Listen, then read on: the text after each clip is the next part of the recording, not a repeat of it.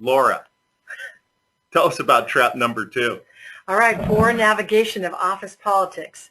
All right, we all fall prey to this one, right? We walk into these giant companies or these giant families, so to speak, and there are always positive and negative, political currents going on all the time.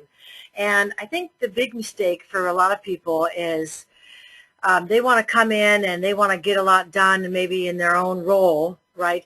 But without really observing sort of what are the main things the company really cares about from the top. So here are some questions for you to think about. What are the main strategies, the CEO wants to have happen this year?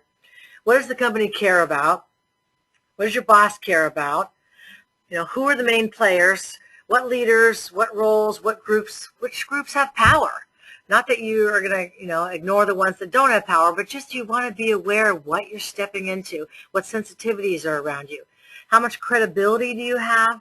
How much credibility does your boss have? I've coached so many managers that are following their boss into the grave, right? Because they're not aware that the boss doesn't have a good reputation. So just not. And Laura, that's a great point, isn't it? That you can't just rely on your boss. Yeah, you have to realize what other groups, what other leaders do you need to be listening to? You should be listening to a lot of them cross-functionally.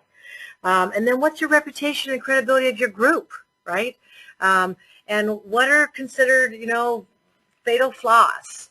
And we'll talk about fatal flaws later. Now, Laura, you and I have coached a few clients around these types of situations. Can you recall a situation where maybe somebody was newly put into a position and maybe got caught up in the wrong political maneuvering? Right. So I had a director that got newly promoted, and they gave her a big division of the business, and it was twice the size that she had ran before, and she had lots of ideas going into what she was going to do and how she was going to run it, and how it was going to come up to speed. But she had a lot of disgust about the other people around her peers, and so she became this know-it-all, and she didn't want to listen to the ideas that the person that had been in the role had been, moved into a peer position, and he was trying to give her advice, and she wouldn't listen. So she ended up stepping on a lot of people's toes, partly by being arrogant, not listening, and not building relationships with the peers.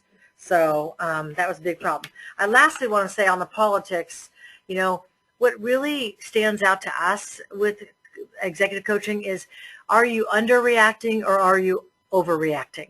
Those are the big no-nos in office politics. Do you see a bunch of things happening and really you should get involved and help out, and you underreact, you're considered weak.